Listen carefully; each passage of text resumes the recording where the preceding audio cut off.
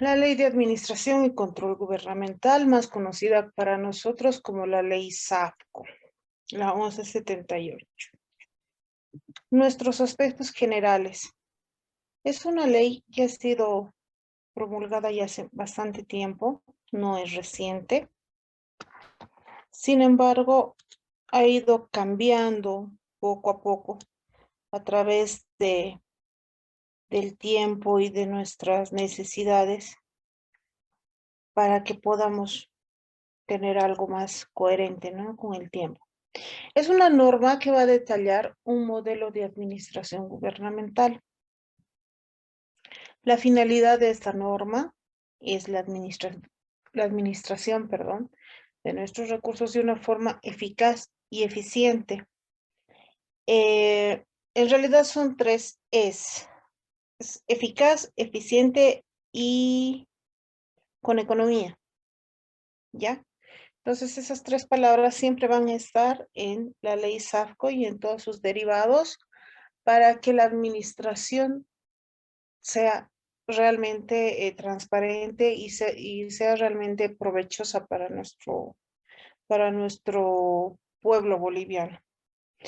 La información debe ser transparente también y va a establecer dentro de esta ley las responsabilidades por acciones o por omisiones de los funcionarios públicos.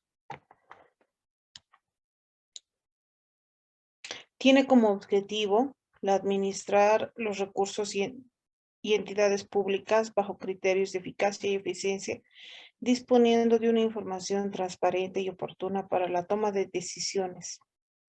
Y obviamente recalcando o obteniendo una gestión transparente, que es lo que más queremos, ¿no? Estamos cansados también de la parte corrupta.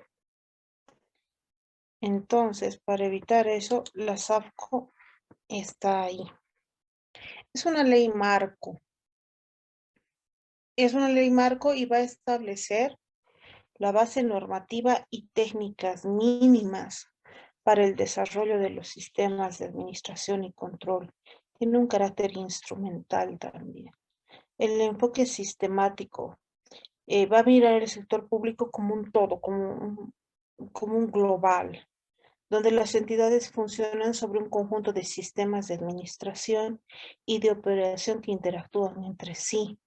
Los sistemas que va a regular la ley SAFCO, en realidad que va a regular la ley 777, que está relacionada con la SAFCO, es la que le va a dar la estabilidad a la ley SAFCO en la forma en cómo nos va a ver a nosotros como un global.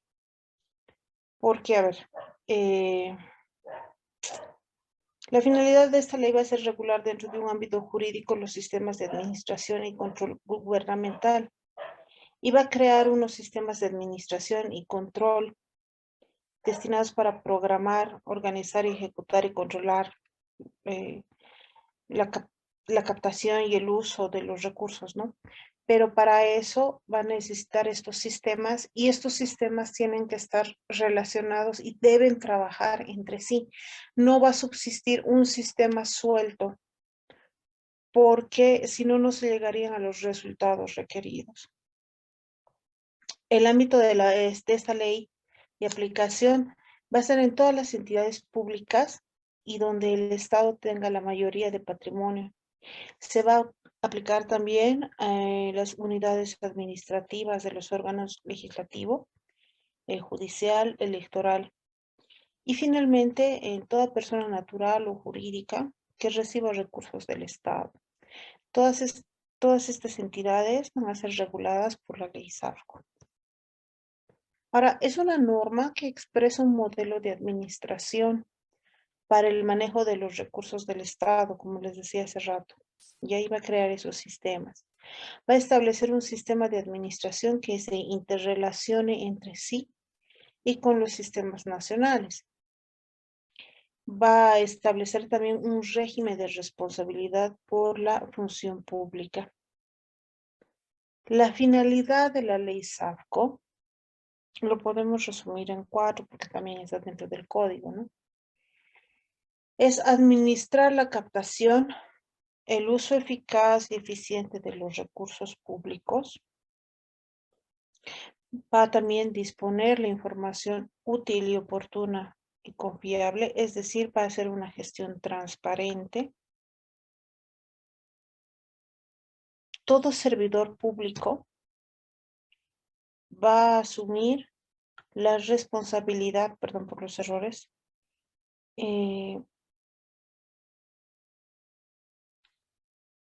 por el logro de los objetivos, pero más allá del logro, también por la forma y por los resultados, ¿ya? Va a desarrollar también la capacidad administrativa del del servidor público, perdón, ¿ya? Estas finalidades descritas en esta diapositiva en realidad están en el artículo 1 de la ley 1178. Entonces, el ámbito de aplicación, como habíamos hablado hace rato, perdón, son en las entidades de un sector público. Todas las entidades del sector público van a estar reguladas por la SAFCO. Las unidades administrativas de los órganos legislativo, judicial, electoral y también de la Contraloría General del Estado. Ya las organizaciones también en las que el Estado va a tener la mayoría del patrimonio también van a ser reguladas por la ley SAFCO. Toda persona que también va a recibir recursos del Estado, sea natural o sea jurídica. Dentro de lo que es la ley propiamente dicha, en el artículo 2 dice que los sistemas que se van a regular son para programar, organizar las actividades y dentro de eso va a haber la programación de operaciones, la operación administrativa, el presupuesto para ejecutar las actividades programadas, la administración de personal y todo eso. Y eso lo vamos a ver poco a poco en lo que son los sistemas mismos que tenemos aquí. Los sistemas que regula la ley 1178 se van a dividir básicamente en tres. Cada sistema está establecido con una tarea en específico. Cada sistema tiene algo en específico que hacer y son sistemas consecutivos, ¿ya? Obviamente, antes de empezar todo, uno tiene que programar y organizar, y para eso están los tres primeros sistemas. El sistema de programación de operaciones, el sistema de organización administrativa y el sistema de presupuesto. Pasados estos sistemas, tenemos los otros que ya son para ejecutar estas operaciones, que son el sistema de administración de personal, el sistema de administración de bienes y servicios, sistema de tesorería y crédito público y sistema de contabilidad integrada. Los sistemas de programación y de ejecución son sistemas que están interrelacionados entre sí y ambos van a ser regulados por el Ministerio de Economía y Finanzas Públicas. Y hay un octavo sistema que no es, digamos, el último, ni tampoco menos importante. Es el sistema de control gubernamental, cuyo órgano rector es la Contraloría General del Estado. ¿Ya? Esto va a servir para controlar todo lo anterior que se ha pasado. Ahora, ¿qué atribuciones básicas tiene el órgano rector? Primero, emitir las normas y reglamentos básicos para cada sistema. Fijar los plazos y las condiciones para elaborar, las normas secundarias o específicas. Compatibilizar y evaluar los reglamentos específicos elaborados y actualizados por cada entidad en función de su naturaleza y la normatividad, la normatividad básica, Vigilar el funcionamiento adecuado de los sistemas e integrar la información generada por los mismos. Nuestro ordenamiento normativo va a seguir nuestra normativa por excelencia. Los que saben de leyes van a recordar la pirámide de Kelsen. Entonces, es básicamente lo mismo lo que nosotros tenemos para nuestras entidades públicas. El ordenamiento normativo que rige la ley 1178, obviamente en la parte legislativa siempre va a ser como punta nuestro código, nuestra constitución política del Estado. Después va a estar la ley, que es la ley número 1178, la SAFCO. Y después de eso van a estar las normas básicas de los órganos rectores y los reglamentos específicos ya dentro de cada entidad pública, debidamente compatibilizada por los órganos rectores. ¿Ya?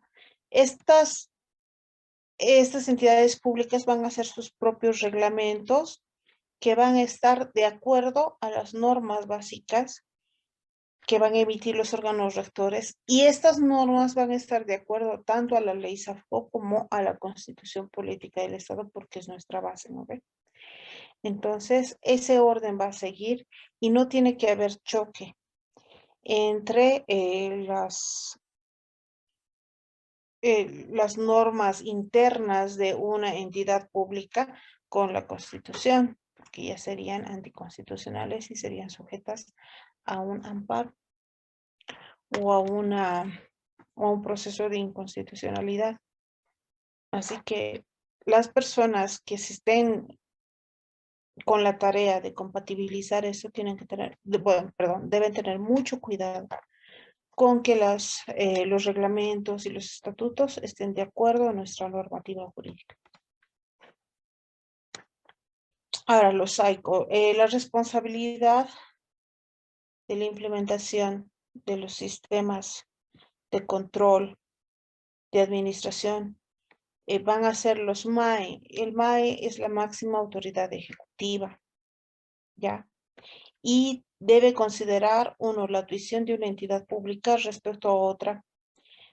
Comprende la promoción y vigilancia de la implantación de los sistemas de los órganos rector hacia las entidades públicas.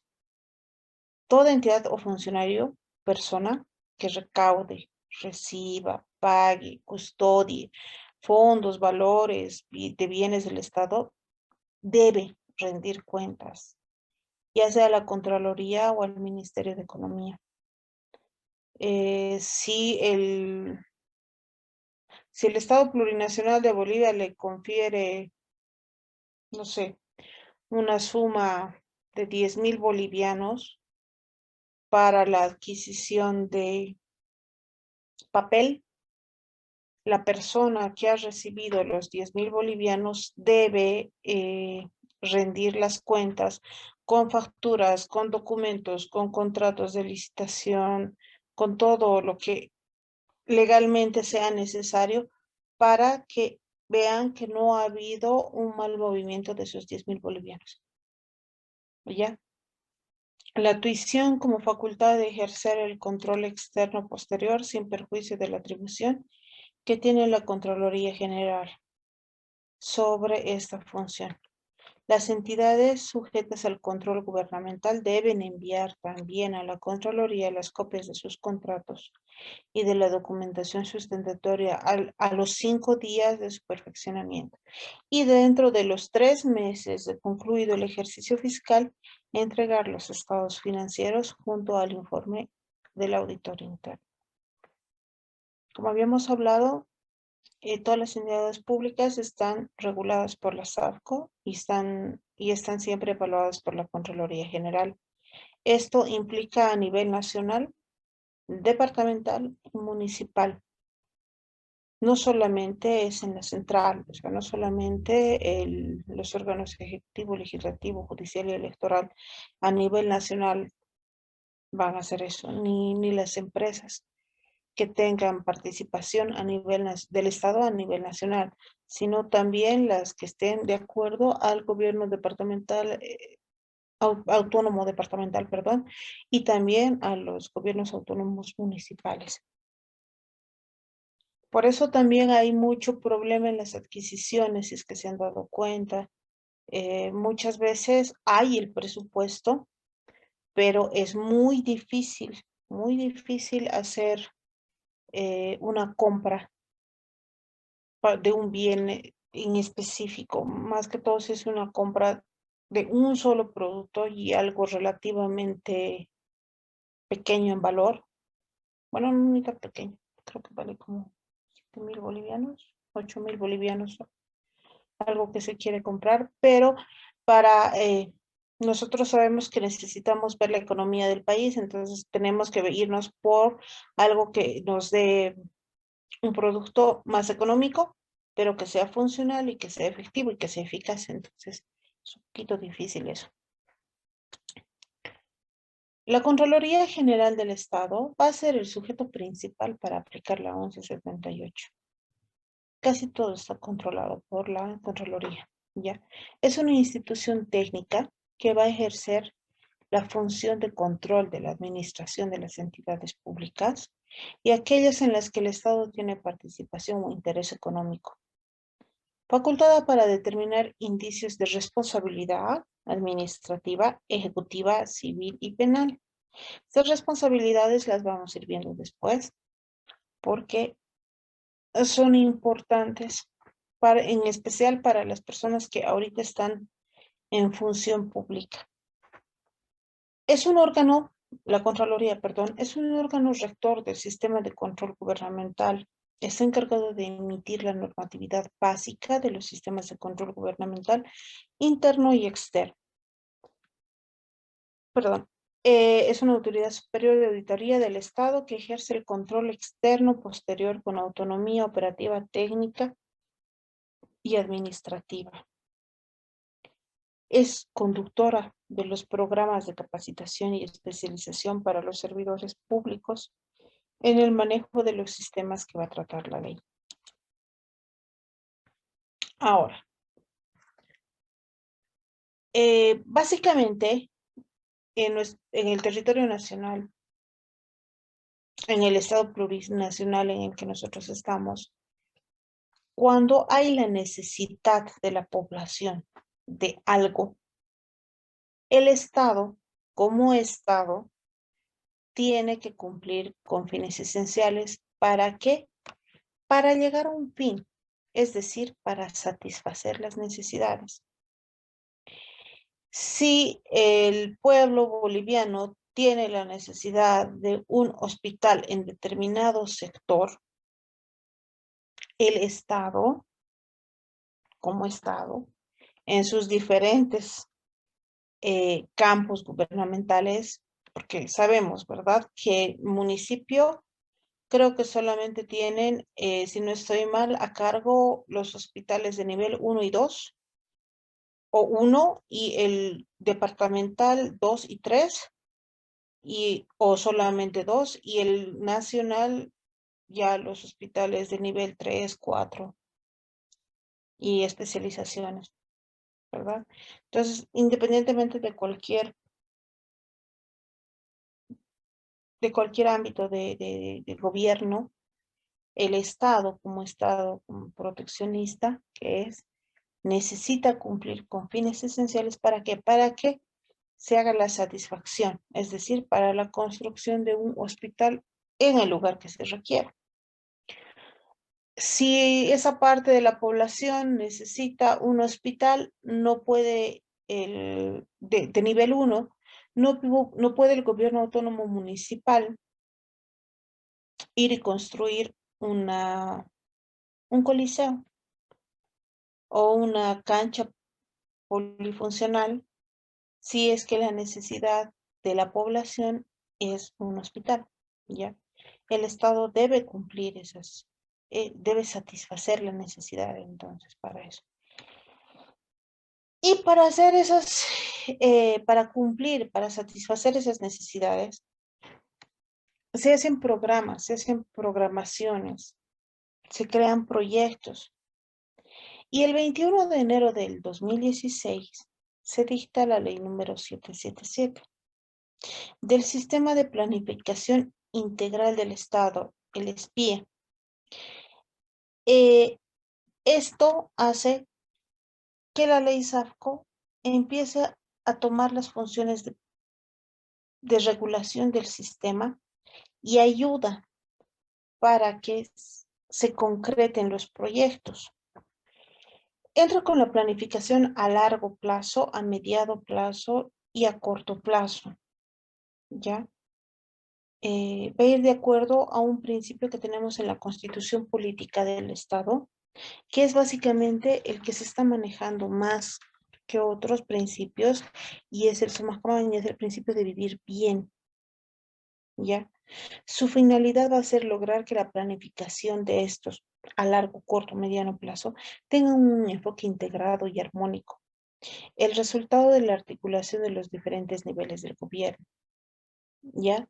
Va a orientar a la asignación de los recursos de los proyectos de inversión pública y va a realizar el seguimiento y la evaluación de la planificación basada en metas, resultados y acciones.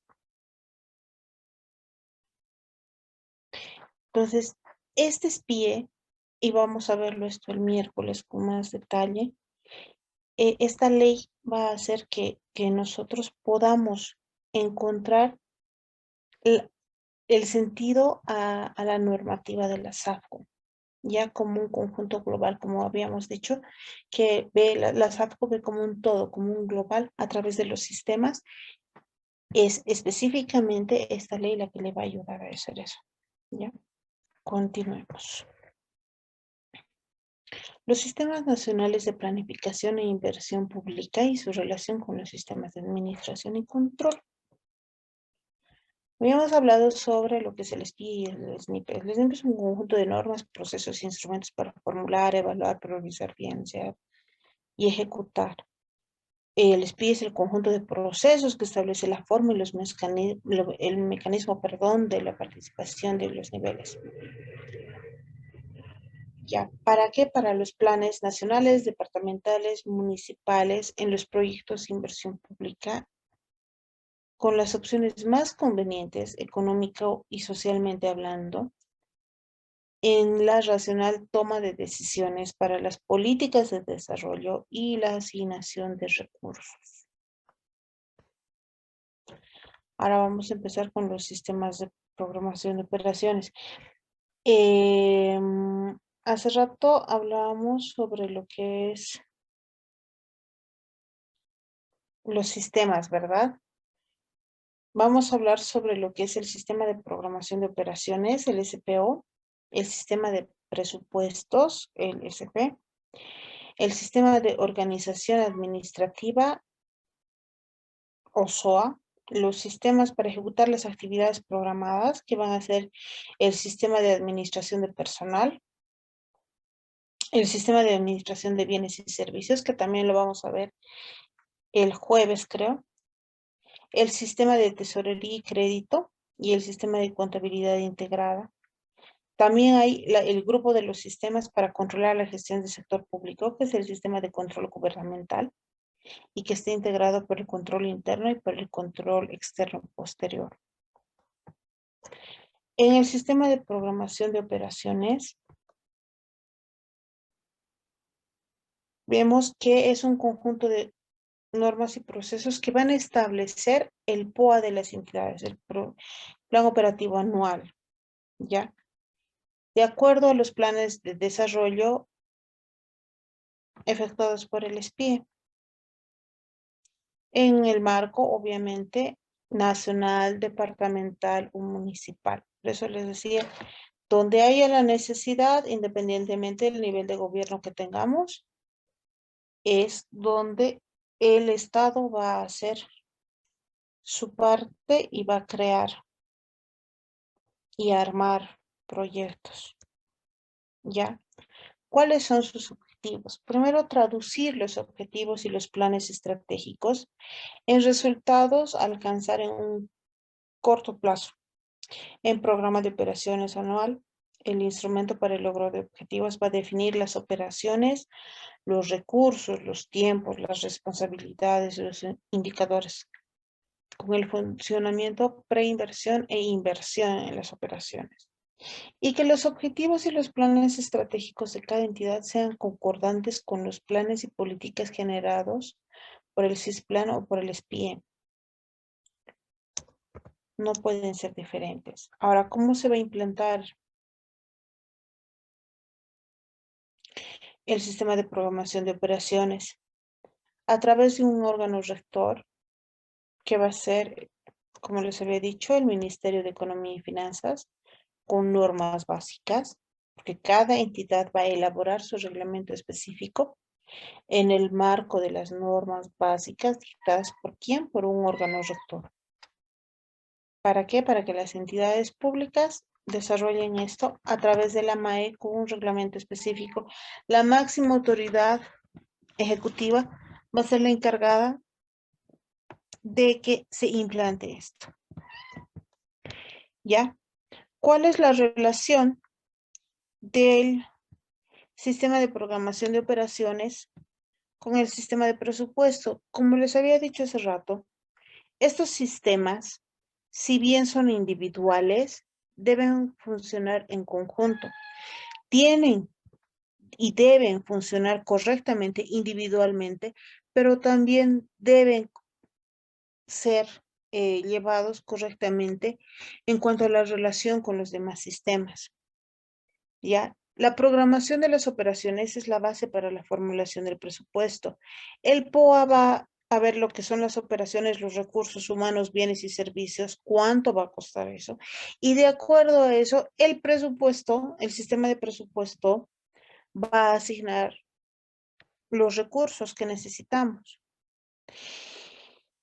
Si el sistema de programación de operaciones necesita unos 100.000 bolivianos y no está en relación con el sistema de presupuesto, el sistema de presupuesto puede lanzar para ese proyecto 50.000, quedamos a la mitad. Y no se concluye el proyecto y no se va a tomar en cuenta cuánto de recurso humano, cuánto de bienes, cuántos de servicios se va a necesitar.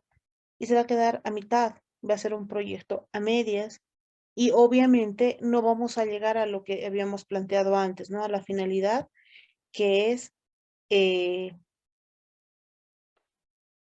satisfacer la necesidad de la población. Entonces, debe haber esa relación entre ambos sistemas. O por el contrario, si el sistema perdón, de programación de operaciones me bota un presupuesto de 70.000 bolivianos para algo y el sistema de presupuesto me da un excedente, puede haber malversación, puede haber pérdida de dinero, puede haber, no sé, contrataciones excedentes que no van a cumplir, es más, van a perjudicar a lo que es nuestra finalidad en concreto y vamos a perder el proyecto y vamos a perder dinero y vamos a ir en contra de lo que se establece, ¿verdad? En lo que les había dicho, en lo que es la eficacia, la eficiencia y la economía. Entonces, estaríamos también siendo pasibles de una responsabilidad administrativa o ejecutiva. Sistema de organización administrativa. Es el conjunto de normas, de criterios y metodologías que a partir de qué? De un plan estratégico institucional va a regular el proceso de estructuración organizacional con un marco jurídico administrativo del sistema de presupuesto, con programa de operaciones anual y que en procura del logro de los objetivos institucionales va a trabajar. ¿Cuáles son sus objetivos? Busca optimizar la estructura organizacional, evitar la duplicidad de objetivos y atribuciones de las entidades mediante la adecuación, fusión o supresión de las mismas. El sistema de presupuesto, esto es una parte bastante interesante, ¿no?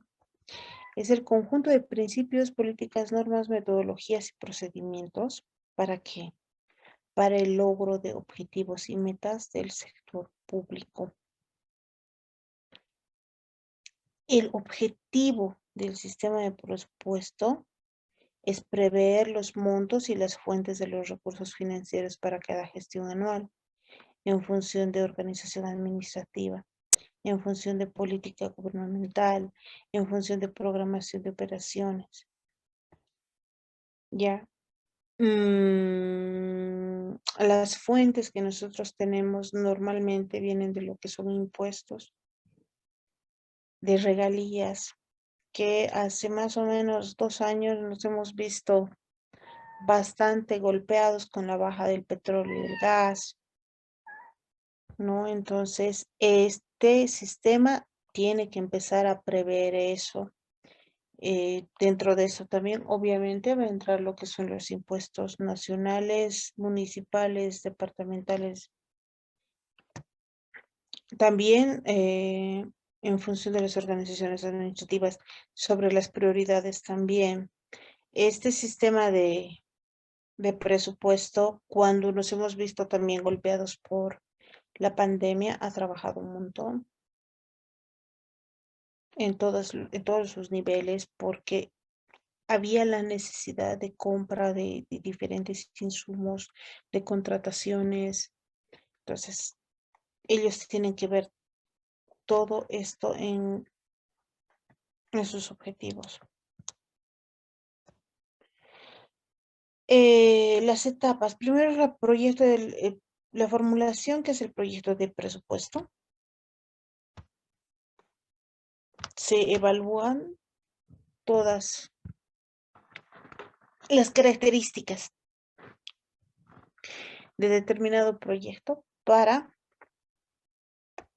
que ellos vean cuánto de presupuesto es que se va a necesitar o se estima necesitar. La discusión y aprobación. Obviamente va a haber algunas observaciones siempre a cualquier tipo de proyecto, para que se vea los principios del desarrollo, ¿no? La economía, la eficacia, la eficiencia para contratar algo realmente bueno y que sea lo menos costoso posible. Y luego viene la aprobación, que viene la ley financiera, la ejecución, la producción, control y evaluación y la medición de los resultados, siempre los resultados.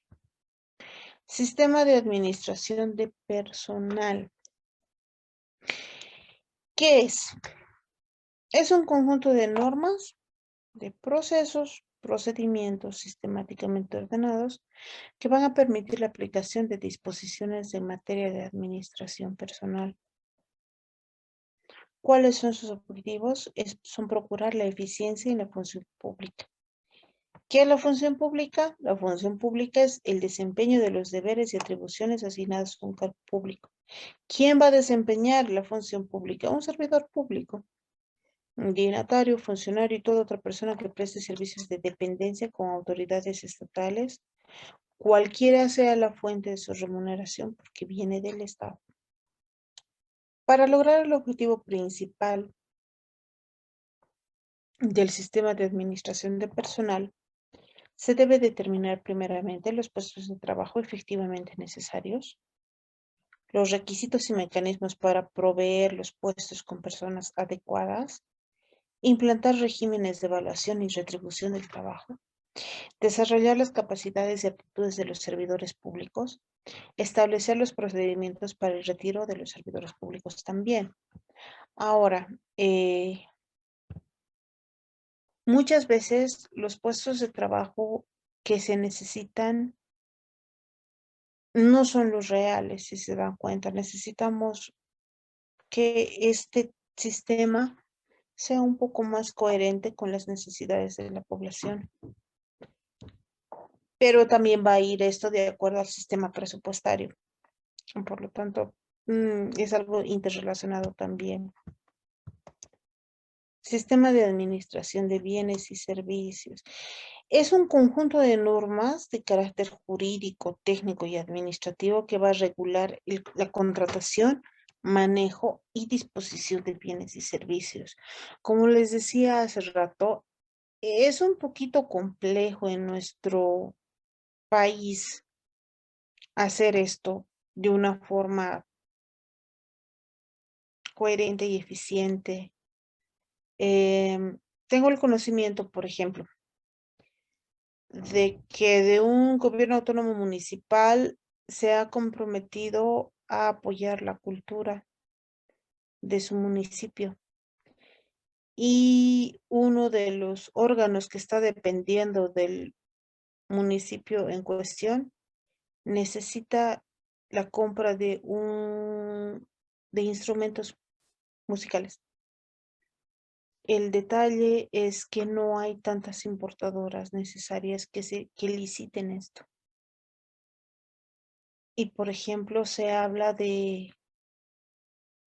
que se, de que las personas que se van a beneficiar con esto, que son conocidas de las casas que importan instrumentos, vayan a hablar para que se pongan de acuerdo a quién beneficiar para presentar el proyecto y que el gobierno autónomo beneficie a uno ya preestablecido.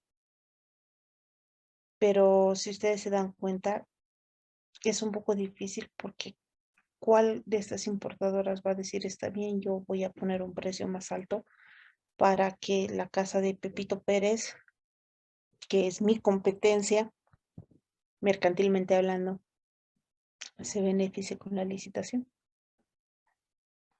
Ya, es, es un poco difícil en, en práctica. ¿Cuál es el objetivo? Lograr una adecuada dotación de bienes y servicios. ¿En función a qué? A la programación de operaciones. Por lo tanto, su acción principal va a ser la contratación, el manejo y la disposición de bienes y servicios de las entidades públicas. Los preceptos. La contratación es el exigir la disponibilidad de fondos, diferenciar las atribuciones, solicitar y autorizar el inicio y llevar a cabo la contratación, simplificar los trámites, identificar a los responsables de la contratación, el manejo, el empleo de los bienes y servicios contratados en la función del POA, mantenimiento preventivo y salvaguarda de los activos, la reglamentación de mecanismos para la baja o venta oportuna de los bienes. Porque cuando un bien que se ha comprado ya no es necesario, es mejor darlo de baja o cuando ya está demasiado deteriorado.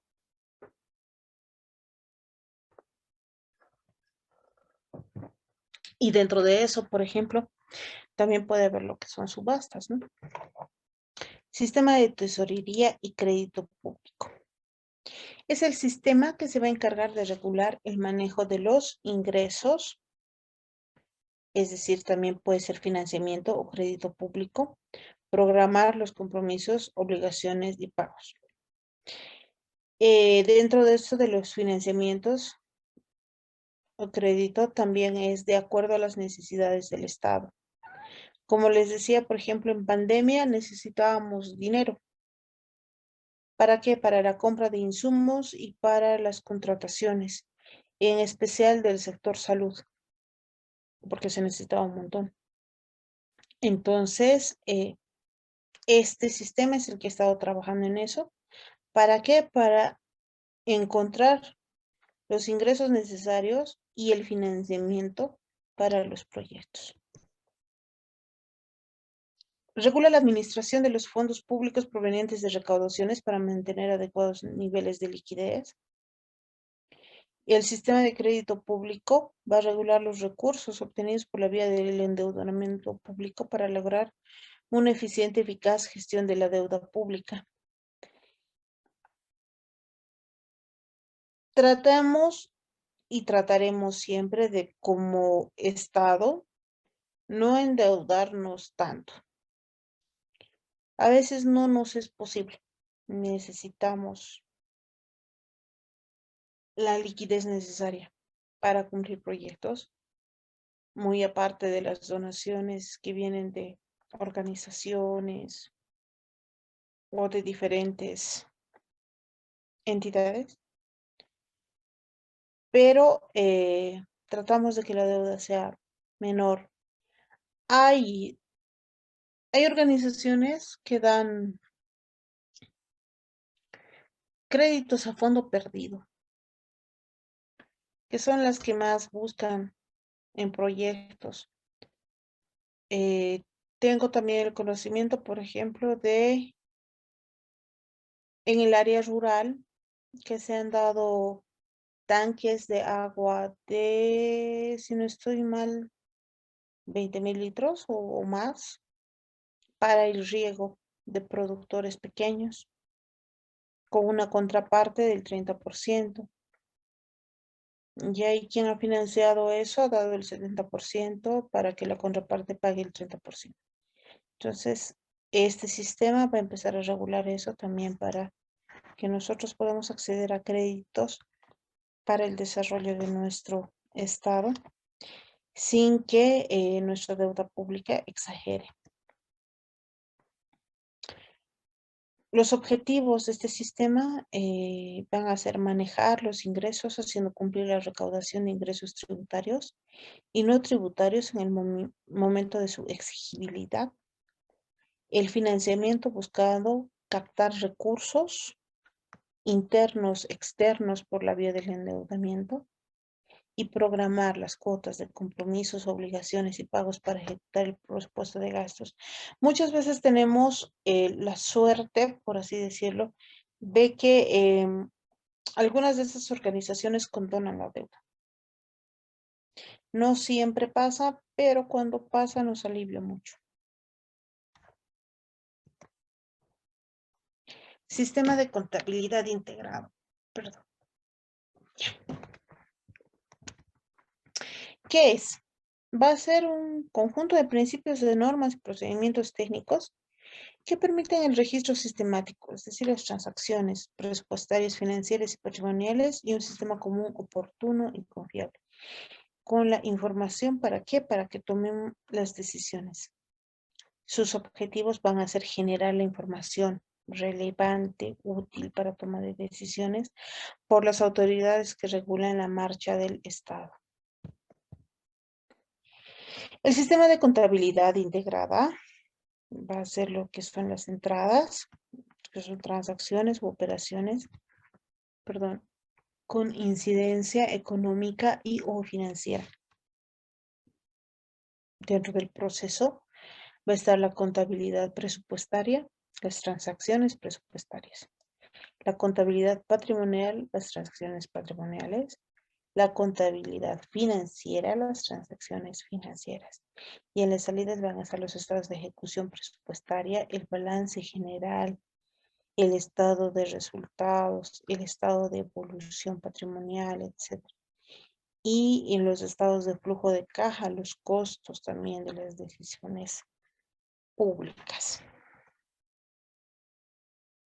Ahora nuestro sistema de control gubernamental es básicamente un conjunto de principios también, de políticas, de normas, de procesos y procedimientos relativos a la administración de los recursos públicos.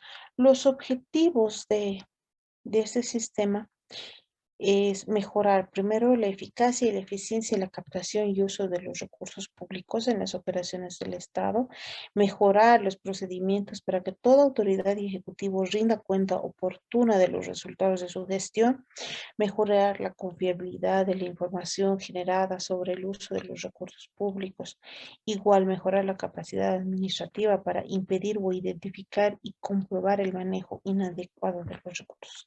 ¿Para qué? Para evaluar. ¿Y evaluar qué? En el resultado de la gestión. ¿Quién dirige y quién va a supervisar la implantación del sistema de control gubernamental? Va a ser la Contraloría General del Estado. Como les había dicho más antes, la Contraloría básicamente es el instrumento que, o sea, es el sujeto principal que va a aplicar la 1178.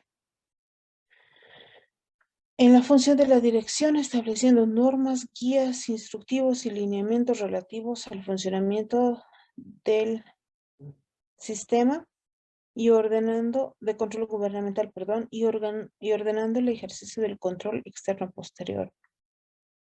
También una de sus funciones va a ser el de la supervisión, que es velando que los instrumentos legales y técnicos se apliquen efectivamente en el sector público y que se cumplan las previsiones en materia de control externo posterior. Los componentes del sistema del control gubernamental, ¿cuáles son? Es el sistema de control interno y el sistema de control externo. Ya, en el sistema del control interno es,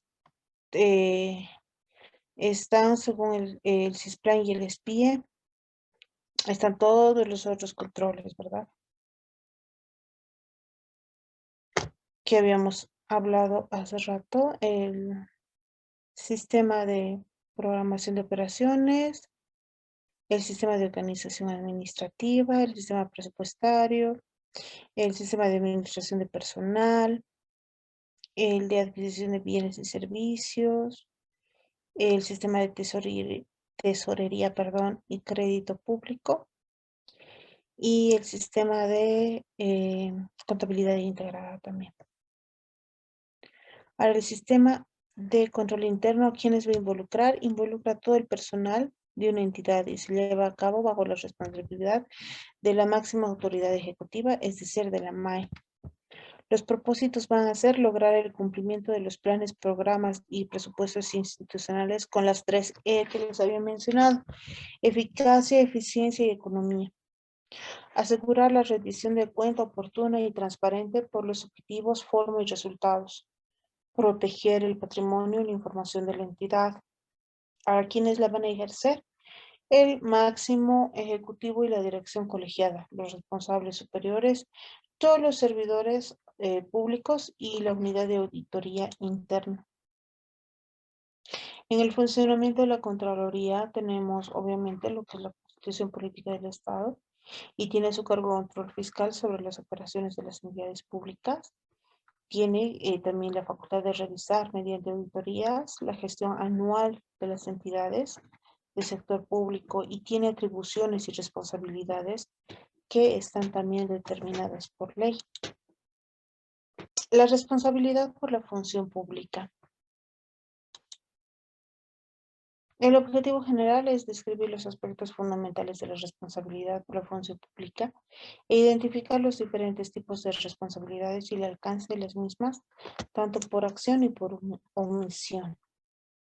Nuestro marco normativo va a empezar obviamente con la ley 1178, también por el decreto supremo 23318, A, perdón, las modificaciones del mismo, el decreto supremo 26319, el reglamento para el ejercicio de las atribuciones de la Contraloría, que es el decreto supremo 23215, la ley 2027, el estatuto del funcionario público, que muy pocas personas lo leen cuando están dentro de lo que es la función pública. La ley 1768, la 1970, que es el procedimiento penal, el decreto ley de procedimiento código fiscal, el 14933, el decreto supremo 0667, que va a aprobar el texto ordenado incorporando la ley 004, que es la ley Marcelo Quiroga Santa Cruz, y la 045, que es la ley contra el racismo y toda forma de discriminación. Ahora, ¿qué es la responsabilidad por la función pública? Es la obligación que va a surgir como consecuencia del incumplimiento de los deberes de todo servidor público, que debe desempeñar sus funciones con eficacia, economía, eficiencia, transparencia y licitud, conforme se tiene establecido en el artículo 3, 5 y 6 del reglamento del Decreto Supremo 23318. Ahora, no sé cuántas personas que están ahorita dentro de lo que es este vistazo de taller han sufrido por un funcionario público. La verdad no tengo idea. Y si les digo que pongan un puntito, con seguridad voy a encontrar más de 15, 20 personas que han sufrido a través de los funcionarios por diferentes cosas. Porque son ineficientes, porque son ineficaces y porque también nuestra economía se ve afectada por eso.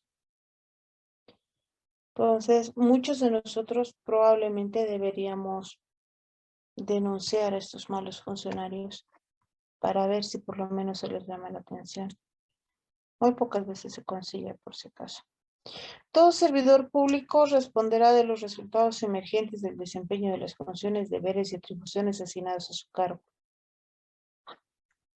4 responsabilidades: administrativa, ejecutiva, civil y penal.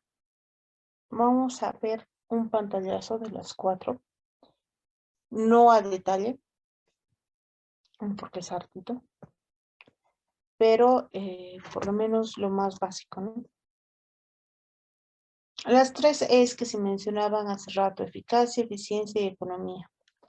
Eficacia, vamos a definirlo como la capacidad que tiene un sistema de asegurar razonablemente la consecución de sus objetivos. Eficiencia es la habilidad de alcanzar estos objetivos empleando la mínima cantidad de recursos posible. O, en este caso, teniendo un mejor control de estos recursos. Como ejemplo, puede ser una persona, un estudiante que tiene que pasar de cursos, ¿cierto? Para alcanzar el otro grado. Es eficaz cuando pasó de curso, aunque sea raspando con 51. Pero es eficiente cuando ha manejado muy bien sus recursos y ha pasado de curso, llegan siendo eficaz, pero no con un 51, sino con unos 80, 90. Eso es ser eficiente. A veces no siempre sirve solamente ser eficaz. Necesitamos ser eficientes en nuestro trabajo, eficientes en nuestra vida, eficientes en muchas cosas. Porque solamente la eficacia nos hace algo mediocres. Y ya. Otro de los principios es la economía, que es la habilidad de minimizar el costo unitario de los recursos empleados en la consecución del objetivo, sin comprometer estos últimos. Entonces, estas 3 es tienen que entrar dentro de lo que es el servicio de los funcionarios públicos hacia la población. Tienen que ser eficaces, eficientes y tener el principio de economía. Todas las entidades públicas también. A veces las entidades tienen las mejores intenciones. El problema es el personal. Transparencia.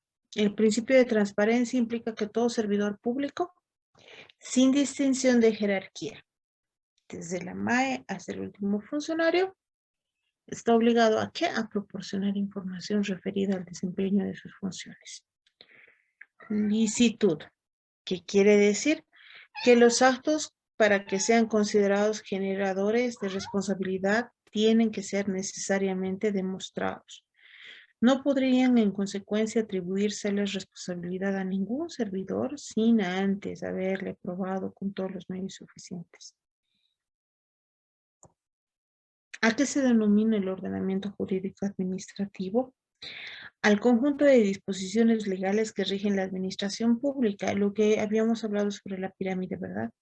Primero está la Constitución Política del Estado, luego están las leyes, que es donde está la SAFCO y la 777, y las disposiciones reglamentarias que emanan del Poder Ejecutivo, decretos supremos, resoluciones supremas, resoluciones multiministeriales, biministeriales, ministeriales y administrativas.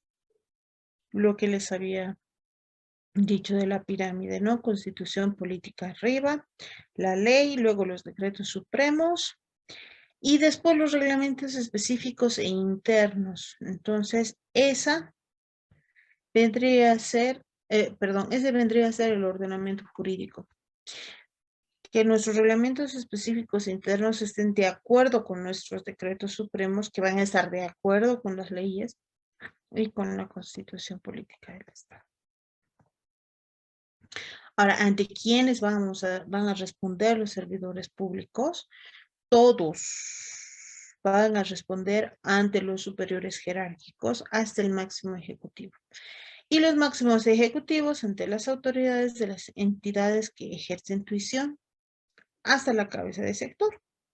Y las autoridades del órgano ejecutivo y las entidades autónomas, de acuerdo a disposiciones legales ante el órgano legislativo, la Asamblea Legislativa Departamental, los consejos municipales y el Consejo Municipal. Y al final de todo, y el juicio tal vez más grande que estas personas tienen, es ante la sociedad civil, es decir, ante el pueblo boliviano. ¿Ya?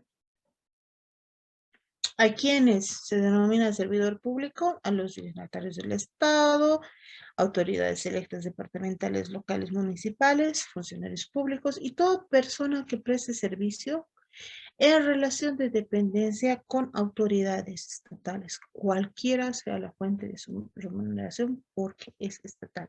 Nuestras responsabilidades, los 4 tipos: administrativa, ejecutiva, civil y penal. Lo que les había dicho hace rato, vamos a dar un pantallazo. Abuelo de pájaro. ¿Quiénes son los sujetos de responsabilidad por la función pública? Todos los servidores públicos, y ojo con esto, los ex servidores públicos también, porque hay responsabilidades que no van a pasar.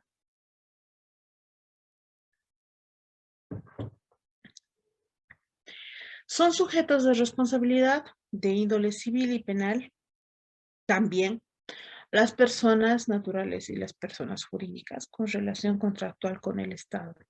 Y las personas naturales que no siendo servidores se benefician de recursos públicos. Vamos a empezar con la primera. La responsabilidad administrativa. La naturaleza de esta responsabilidad es la acción o la omisión que contraviene el orden jurídico administrativo. Los sujetos van a ser los servidores públicos y los ex servidores públicos. La determinación por proceso interno se determina esto, ¿ya? Las sanciones pueden ser multas, pueden ser suspensiones o la más grave, que sería la destitución. Prescribe a los 2 años de la contravención.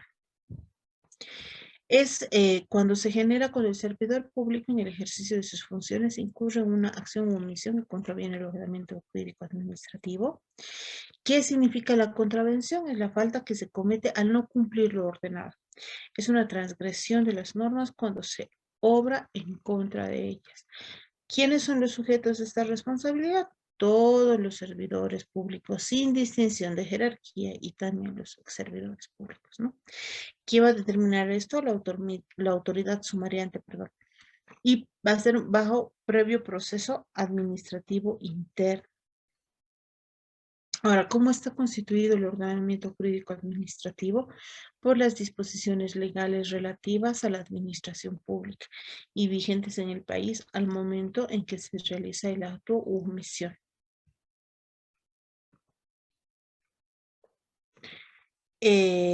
Su alcance tanto a servidores públicos como ex servidores públicos, ¿verdad? Ahora en esto de los servidores públicos vamos a diferenciar los funcionarios electos, obviamente por elección, son presidente, vicepresidente, diputados, senadores, gobernadores, alcaldes, concejales, etc. Los funcionarios designados son los ministros, viceministros, que ellos ya vienen de acuerdo a lo que los funcionarios electos deciden. Los funcionarios de libre nombramiento son los asesores, los coordinadores, jefes de gabinete, oficiales, mayores, secretarios privados, ayudantes y personal de confianza, y no están sujetos a la carrera administrativa. Ojo, ojo con esto, porque es igual, aún siendo funcionarios de libre nombramiento, siguen siendo servidores públicos. Y para la contratación de servidores públicos se estipulan varias cosas.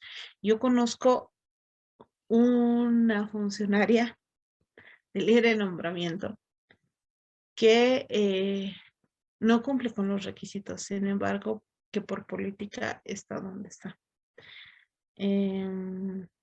No, nuestro sistema. Los funcionarios de carrera, aquellos que forman parte de administración pública, cuya incorporación y permanencia se ajusta a las disposiciones de la carrera administrativa, profesional, técnica, administrativa, auxiliar, servicios, etc. Los funcionarios interinos son aquellos que de manera provisional, por un plazo máximo e improrrogable de 90 días, ocupan cargos públicos. Las personas que prestan servicios al Estado con carácter eventual a través de contratos no se encuentran en la carrera administrativa, estando sus derechos y obligaciones regulados en el respectivo contrato y el ordenamiento legal aplicable. Esto es ley de funcionario público. Yo personalmente fui de este tipo de funcionarios interinos, bajo contrato.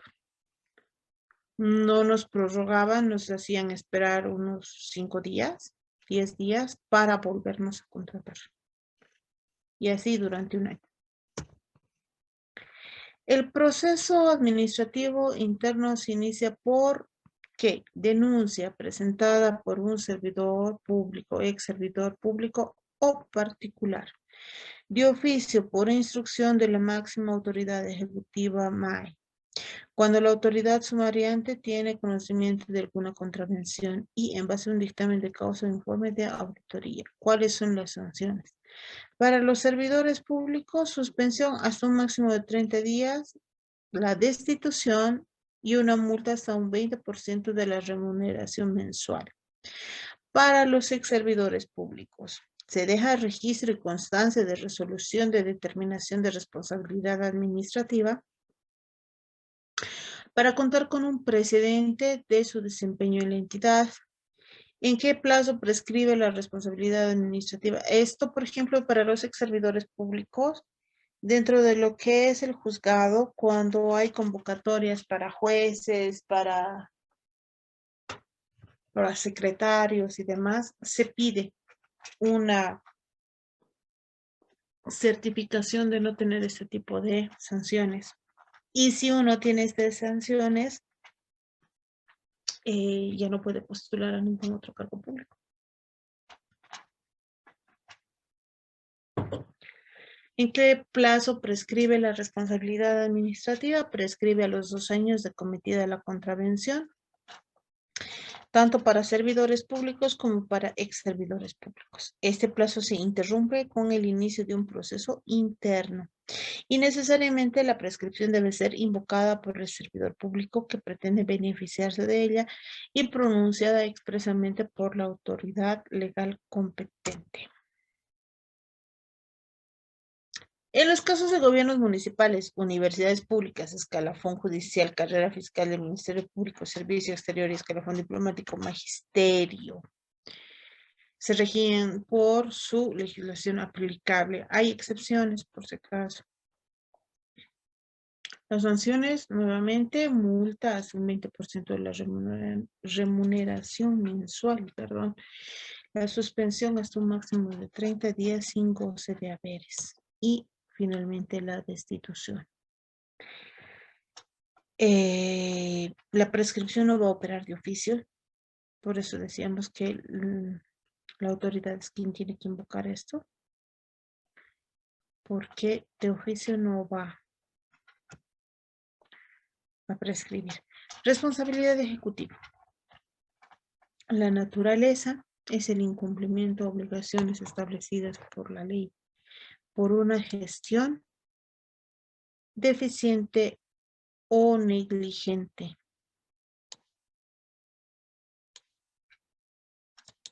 El sujeto, la máxima autoridad de dirección colegiada o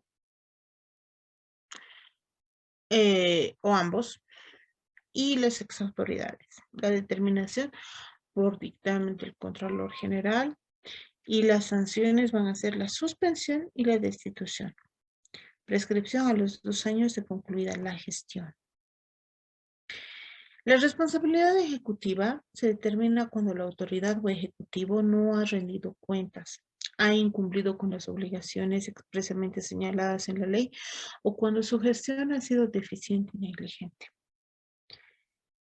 En este caso, por ejemplo, podríamos hablar sobre el caso del alcalde de Cochabamba, el Cholango.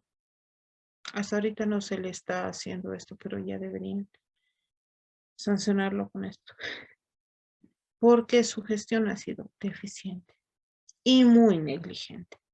Y para muestra está el puente que se ha caído, ¿no? Ahora, ¿quiénes son los sujetos de esta responsabilidad? La máxima autoridad ejecutiva de la entidad, la dirección colegiada, si lo hubiese, o ambos, y los ex ejecutivos. ¿Cuáles son las sanciones? Suspensión, destitución del ejecutivo principal o de la dirección colegiada sin perjuicio de la responsabilidad civil o penal que corresponda. ¿Y en qué plazo va a prescribir esta responsabilidad? A los 2 años de la concluida la gestión de la MAE. Ahora, ¿en qué se fundamenta la responsabilidad ejecutiva? En uno o más informes de auditoría que muestren que: 1. La MAE no ha rendido cuentas, no se ha enviado los estados financieros a la Contraloría General del Estado, no se ha respetado la independencia de la unidad de auditoría interna, no se ha enviado a la Contraloría copia de sus contratos y la gestión ha sido deficiente o negligente.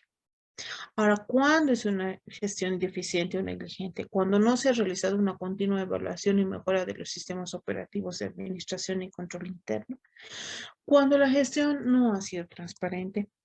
Cuando las estrategias políticas, planes y programas no han sido ajustados oportunamente o no son concordantes con los lineamientos establecidos por las entidades cabezas de sector, y cuando no se han logrado los resultados en términos de eficacia, economía y eficiencia. Nuevamente hablamos sobre las 3 S.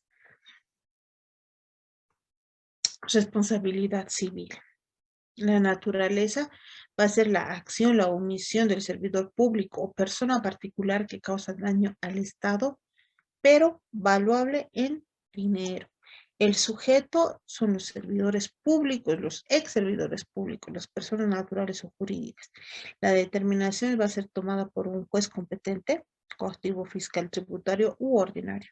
La sanción, el resarcimiento del daño económico ocasionado al Estado, y la prescripción, en teoría tendría que ser a los 10 años desde la última actuación procesal, pero según la Constitución Política del Estado y la ley Marcelo Quiroga Santa Cruz, ya no prescribe.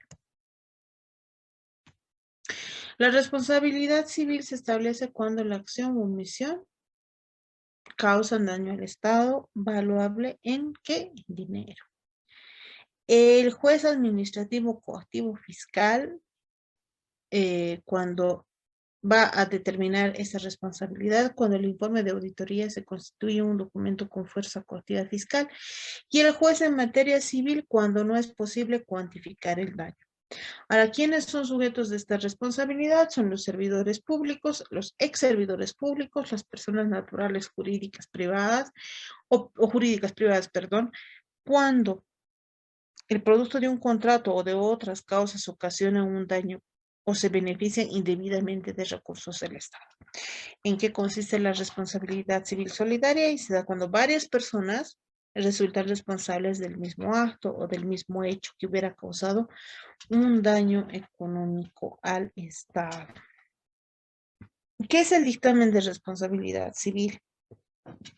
Es una opinión técnica jurídica emitida por el Contralor General del Estado. Tiene valor de prueba preconstituida y contiene una relación de los hechos, actos u omisiones que supuestamente causaron daño económico. Tiene una fundamentación legal, una cuantificación del posible daño y una identificación del presunto o presuntos responsables. Ahora, ¿para qué va a servir? Es un instrumento que esencialmente sirve para que la entidad requiera al responsable, si fuera el caso, el pago inmediato del presunto daño. e inicia en el plazo de 20 días de recibido el dictamen la acción legal que corresponde contra él o los responsables. El resarcimiento del daño económico del Estado libera o excluye al servidor público de la responsabilidad administrativa, ejecutiva y penal. No. El resarcimiento del daño económico antes o después del ejecutorio del pliego de cargo o sentencia no libera, no excluye al servidor público o ex servidor público de la responsabilidad administrativa. Ya, si es que hubiese. Ahora, ¿en qué plazo prescribe? Según la ley 1178, prescribe o prescribía en 10 años computables a partir del día del hecho que dio lugar a la acción, desde la última actuación, o desde la última actuación procesal, perdón. Pero por mandato de la ley 004 ya no prescribe. Y esto está en el artículo 324 de la Constitución, que no van a prescribir las deudas por daños económicos causados al Estado. Por eso les decía que no. Denme un segundito, estoy viendo el chat. ¿Qué servidores públicos están ligados al Ministerio Público? A ver, migración, por ejemplo, está debajo del Ministerio Público. La policía, también. Fiscalía. Eso serían. El Ministerio de Trabajo. A ver, saliéndonos un poquito de tema y de contexto. Independientemente del partido que fueren, eso del padrinazgo político se ve en todos los ámbitos y en todos los niveles gubernamentales. No solamente en el central, también en el departamental y obviamente en los municipales también. No es que tengan más oportunidad laboral, porque si se dan cuenta está lo del SICOES, que es una convocatoria pública donde todos los profesionales pueden postularse a determinados campos, ya sea como profesionales 1, 2, 3 o como consultores en línea.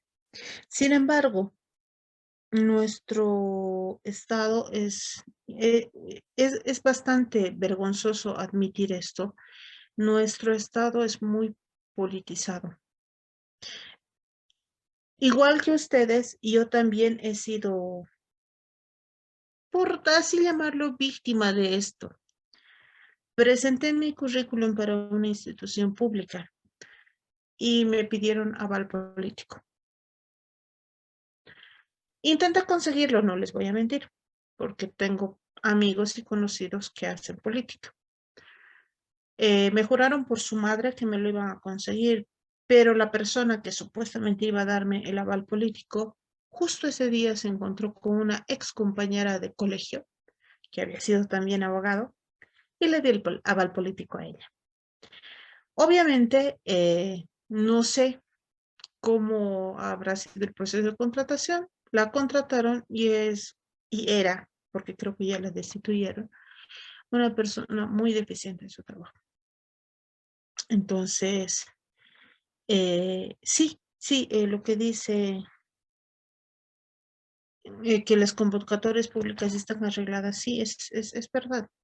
No, no los voy a justificar. Yo no justifico a nadie.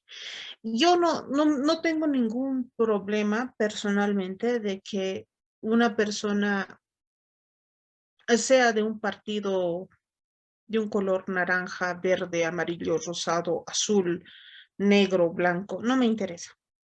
Lo que me interesa es que esta persona haga su trabajo lo más eficientemente y eficazmente posible.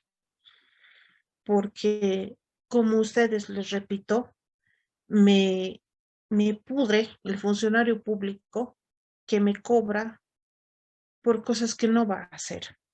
Por ejemplo, en el juzgado, tengo que hacer una notificación a Ceresi. Me salen con que solamente vamos los viernes. Por favor, déjeme los documentos y 30 bolivianos para el pasaje. Eso me dice la oficial de diligencia. Pero no va solamente con mi trámite el viernes, va con un montón de trámites acumulados desde el lunes hasta el viernes y a todos les pide 30 pesos. Y pregúnteme si va a ir en taxi, se va a ir a hacer dejar con alguna persona que necesita hacer una notificación por ahí, o se va a ir en Trufi. Y toda esa plata que nos ha cobrado, los 30 pesos para los pasajes, es para su bolsillo. Eso es una forma de corrupción. ¿No ve? Entonces, no me hagan hablar, por favor. Tengo muchas cosas que decir acerca de los funcionarios públicos y acerca también de las adquisiciones de bienes y servicios, porque no están bien. Como les he dicho, yo he sido parte de lo que es ser un funcionario público. He intentado hacerlo lo mejor posible. Modestia aparte, jamás he llegado tarde y siempre he tratado bien a las personas. Pero muchas veces mis superiores me han dicho, no los trates tan bien. Al final de cuentas son extranjeros, porque yo trabajaba en migración, ¿ya? Y no me parece, porque la primera persona que viene del extranjero, sea para turismo, o sea para negocios, sea para lo que fuere, es el funcionario de migración. Y si yo no doy buen crédito de mi país, ¿cómo rayos van a pensar que son las otras personas, verdad? Entonces, trataremos, si ustedes están dentro de la función pública, por favor, sean funcionarios coherentes, respetuosos de la ley, porque para eso han entrado. Y si han entrado por aval político, qué bien, pero entonces gánense el pan. No hagan que pensemos que todos los funcionarios públicos son personas que no valen la pena y que solamente están ahí por política. Ya continuaremos porque ya se nos fue el tiempo. Y seguimos por eso. No me gusta revisar el chat, me distraen. Y ya, responsabilidad penal, rapidito, nos iremos directamente a esto. La responsabilidad penal es cuando la acción o omisión del servidor público o de los particulares se encuentra tipificada como delito en el Código Penal, consiguientemente su naturaleza es punitiva, es decir, sancionadora. Los sujetos van a ser los servidores públicos, particulares, personas naturales. Ahora, ¿quién va a determinar esto? Los tribunales de sentencia en todos los delitos de acción pública y los jueces de sentencia en todos los delitos de acción privada o pública sancionados con pena no privativa de libertad o con pena privativa de libertad con un máximo de 4 años. Igual que la anterior, con la responsabilidad civil, según la ley 004, la Marcelo Quiroga Santa Cruz, y el Código y la Constitución Política del Estado, estos delitos tampoco prescriben. Y hay otros delitos, por si acaso, tipificados en la 004 como delitos de corrupción. Ahora, ¿existe la obligación de denunciar la comisión de un delito? Es obvio que sí. En los casos de los delitos cometidos por servidores públicos que atenten contra el patrimonio del Estado y causen grave daño económico, la acción es imprescriptible y no, y no admite régimen de inmunidad, perdón. Las sanciones, la penal, que van a ser de acuerdo al hecho y la investigación del hecho, su juzgamiento y la imposición de una pena o medida de seguridad, y la civil para resarcir el daño al Estado, ¿cierto? Aquí hay una listita de algunos nuevos tipos penales que se han aumentado, como el peculado, la malversación, el uso indebido de influencias, los beneficios en razón de cargo, la omisión de declaración de bienes de renta, las negociaciones incompatibles con el ejercicio de funciones públicas, entre otros. Con esto habríamos dado un pantallazo así, abuelo de pájaro, de lo que es la ley SAFCO. Muchas gracias por participar. Gracias también por haber dado su opinión acerca de las cosas que están mal, porque hay cosas que realmente están mal. Y como les decía, ¿no? Si ustedes son funcionarios públicos, por favor, ten buena. buenas referencias de lo que es ser un funcionario público, no solamente porque lo dice la ley, sino porque eso va a hablar muy bien de ustedes como personas, como profesionales, como bolivianos, que al final de cuentas somos todos, ¿cierto? Todos somos bolivianos trabajando para bolivianos y por bolivianos. Entonces, trataremos de que las cosas sean lo más transparentes posibles. Muchas gracias. Con los que continúen el curso, nos vemos el miércoles.